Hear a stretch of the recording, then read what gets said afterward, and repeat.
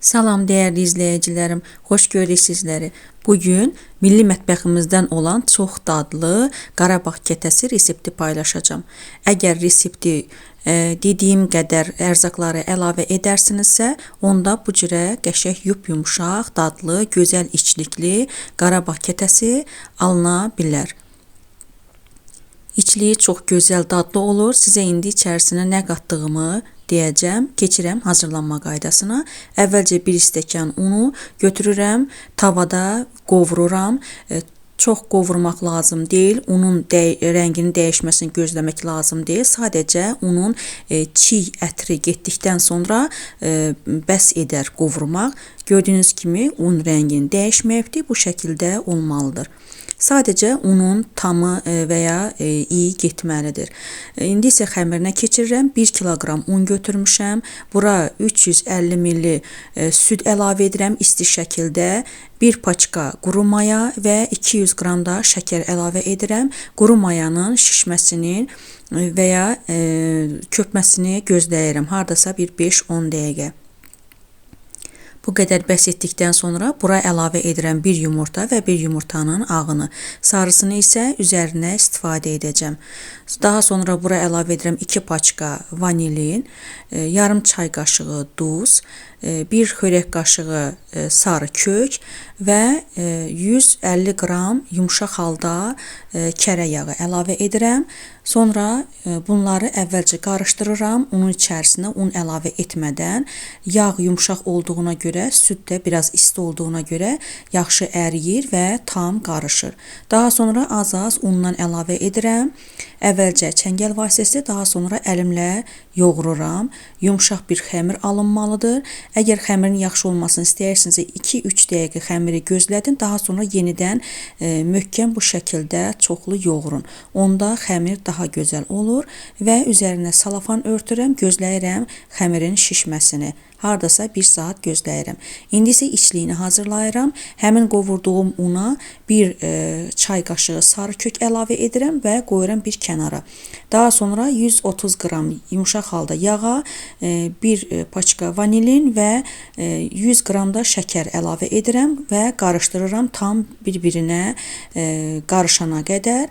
Daha sonra həmin unu, qovurduğum unu bura əlavə edirəm, yavaş-yavaş qarışdırıram. Əvvəlcə unu az-az əlavə edirəm, daha sonra yerdə qalan hamısını əlavə edirəm.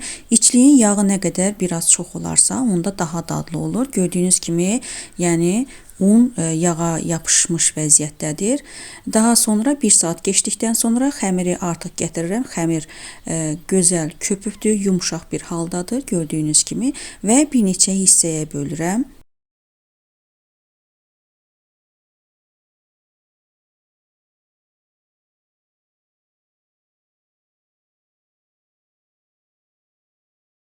Və bu kiçik hissələrdən kiçik kündələr düzəldirəm. Mən bu dəfə Qarabağ kətəsini bu cürə edəcəm. Yəni bir yuxanın üzərinə içliyi əlavə edəcəm, digər yuxanı da onun üzərinə əlavə edəcəm. Göstərdiyim o böyük şəkildə olan kündə isə bəzək üçün istifadə edəcəm. Onu bəzək üçün ayırıram. Gördüyünüz kimi kiçik kündələrin birini yayıram. Və yayıb qurtardıqdan sonra qalınlığını diqqətlə baxın, necə olmalıdır. Yayıb qurtardıqdan sonra üzərinə içlik əlavə edirəm. Mən içlik olaraq hazırladığım içlik, hansı ki umac içliyi və üzərinə bir də biraz da qoz fındıq şəkər içliyim var, ondan əlavə edəcəm. İnanın ki, dadı çox gözəl olur, belə də istifadə edə bilərsiniz. Həm umac içliyinin, həm də qoz içliyinin dadı bir yerdə mükəmməl olur. Mən çox vaxt şirniyyatlarda belə istifadə edirəm.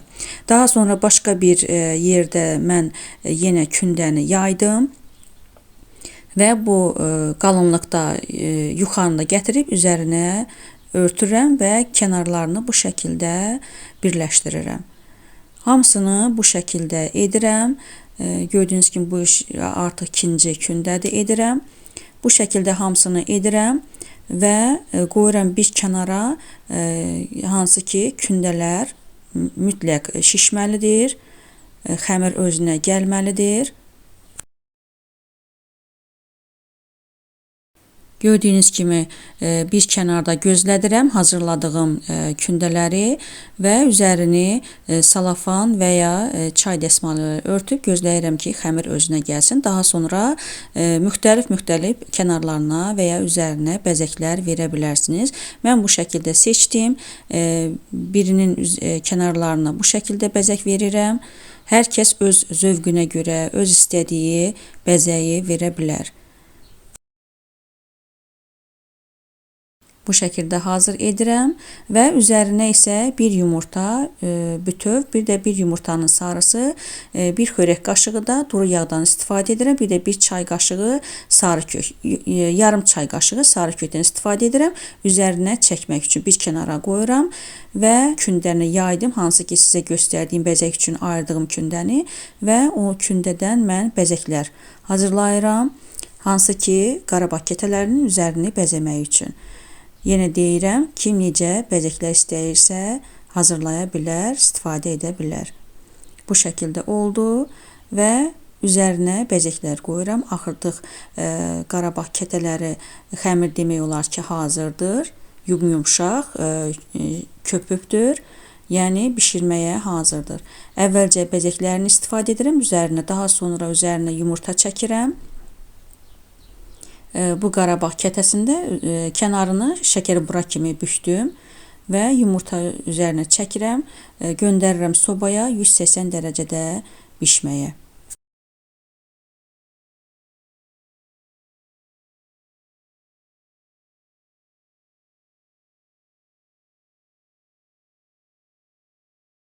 Sobada artıq bişdi. Gördüyünüz kimi bu şəkildə oldu. Başqa bir Qarabağ kətəsinin də kənarlarını yenə şəkər bura kimi bükürəm. Bu şəkildə.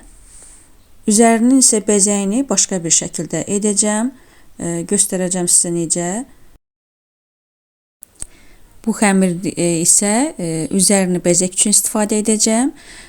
Bu belə bir bəzək qoyandır. Çox gözəldir, çox xoşlayıram bu bəzəyi. Və bunu bu şəkildə götürüb aralayıb kündənin üzərinə qoyuram. Bu şəkildə çox gözəl alınır.